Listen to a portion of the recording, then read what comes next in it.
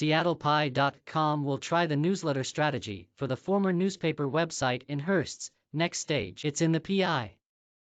The Seattle Post-Intelligencer Globe at 101 Elliott Avenue West. See disclosures at bottom of story. Nearly 13 years after New York-based Hearst Corp. made the Seattle Post-Intelligencer the country's first major metro daily newspaper to go online only, SeattlePie.com will revamp its staff and put a new emphasis on email newsletters. Hearst says it will continue to publish the website, while implementing a newsletter strategy that complements SeattlePie.com and takes advantage of original reporting and curates the most important information for Seattleites. The company is hiring a new city editor to lead the initiative, seeking someone to develop and write a daily newsletter that delivers sharp, insightful, and useful news to the Seattle community, building on the strong journalistic legacy of the Seattle Post-Intelligencer newspaper. The move follows a steady decline in the size of the SeattlePie.com news team in recent years, through job cuts, departures, and promotions within Hearst. The editorial staff now numbers 2 people, down from about 20 people a decade ago, according to current and archived versions of its staff page. Publishers sometimes use newsletters to operate with minimal staff,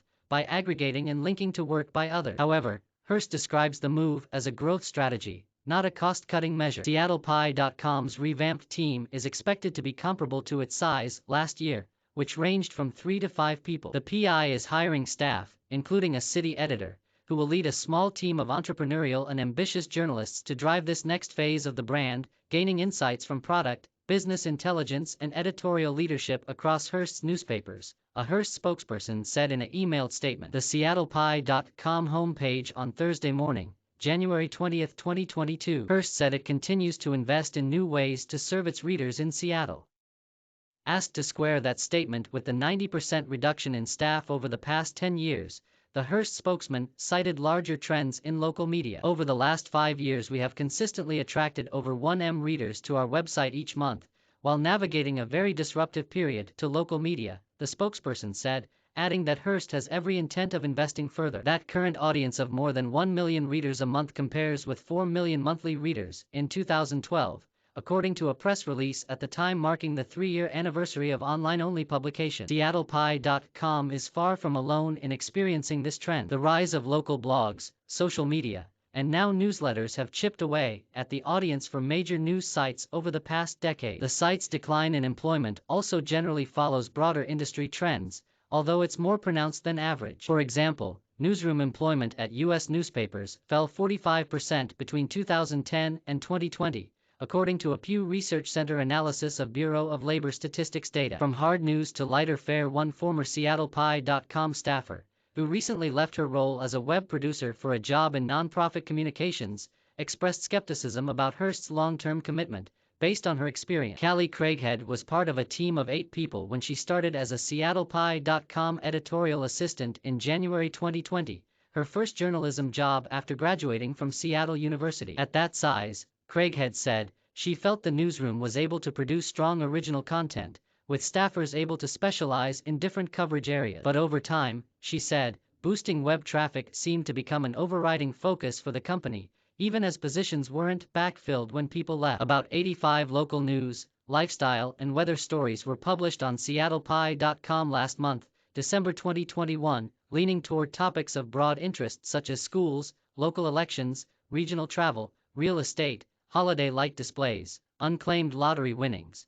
and used vehicle prices. According to GeekWire's review of an online database of SeattlePie.com articles maintained by the Seattle Public Library, a representative sample of local news headlines published by SeattlePie.com in December 2016, left, and December 2021, right. Click for larger image. Another 45 articles were published under the shopping category, featuring discounted products, news about concert tickets, and tips for where to watch Seahawks game. By comparison, 5 years earlier, in December 2016, the site published more than 170 local news articles alone, with a noticeably heavier focus on crime and government news, including an in-depth piece on the mental health crisis in Washington State's county jail. SeattlePie.com's team of 10 at the time included several staffers who worked previously for the print Seattle PI newspaper, none of whom are still there. I don't think it's the fault of any of the journalists on staff, Craighead said of the overall changes in content, explaining that the reporters on the front lines are trying to make the best of the direction they receive from above. Crowded market for newsletters. Hearst and SeattlePie.com will face no shortage of competition in the market for local daily email newsletters. It's a trend in media across the country, driven in part by the rise of Substack, MailChimp, and other tech platforms for creating and distributing newsletters to loyal audiences. Current examples in the Seattle region include the Evergrey from Florida-based Whereby.us, a Seattle newsletter originally co-founded by SeattlePie.com alum Monica Guzman. SEA Today from South Carolina-based 6 AM City, whose executive team includes former Puget Sound Business Journal publisher Emily Parkhurst. And coming soon, Axios Local. Seattle is on the 2022 expansion list for the local news initiative from Virginia-based newsletter publisher Axios, known for its smart brevity. Axios Local has launched newsletters in 14 markets and is expanding to cities including Seattle in 2022. That's in addition to newsletters published by established general interest news organizations, including The Stranger, KUOW, Crosscut, and the Seattle Times, the city's remaining daily newspaper. In some ways, daily newsletters are a throwback to the regular cadence of newspaper delivery, said Guzman,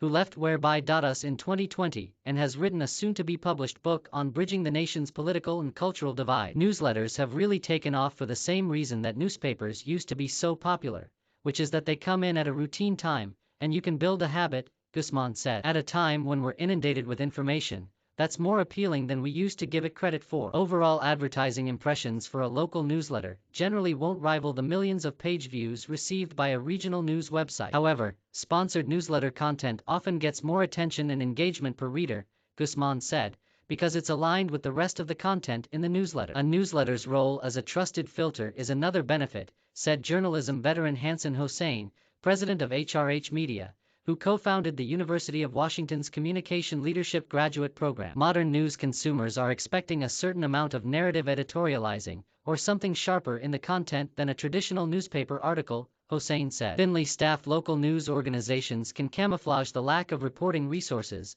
if they have a sharp voice, he said. You can camouflage the lack of reporting resources if you have a sharp voice. Hansen Hossein newsletters are a really economical model for much smaller organizations, Guzman agreed. To publish a newsletter just doesn't take a lot in terms of resources, and you can do it very successfully at a big scale, so long as you have some loyalty. Editorial and business leaders at Hearst's SF-Gate have played key roles in SeattlePie.com's operations in recent years. However, the new SeattlePie.com city editor position will not be based outside the Seattle region, Hearst executive Bridget Williams said on Twitter, correcting a mistake in the initial job post. Several other Hearst sites are also expanding newsletter efforts, the company said. The Seattle PI newspaper employed about 160 people before the final print edition on March 17, 2009. The newspaper was run under a joint operating agreement with the Seattle Times in which the larger paper handled advertising, printing, and other business operations for both newspapers. The iconic PI Globe, which became an official city landmark in 2015,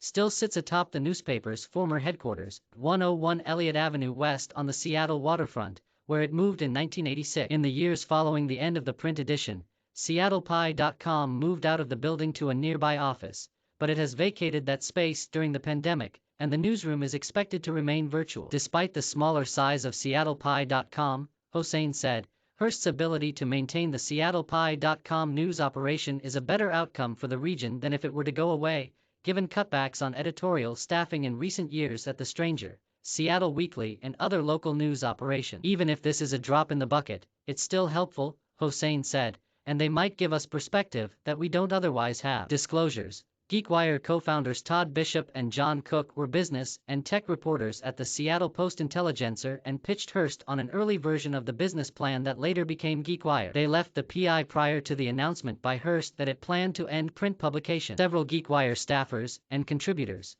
and many friends and colleagues, worked for the PI and SeattlePie.com.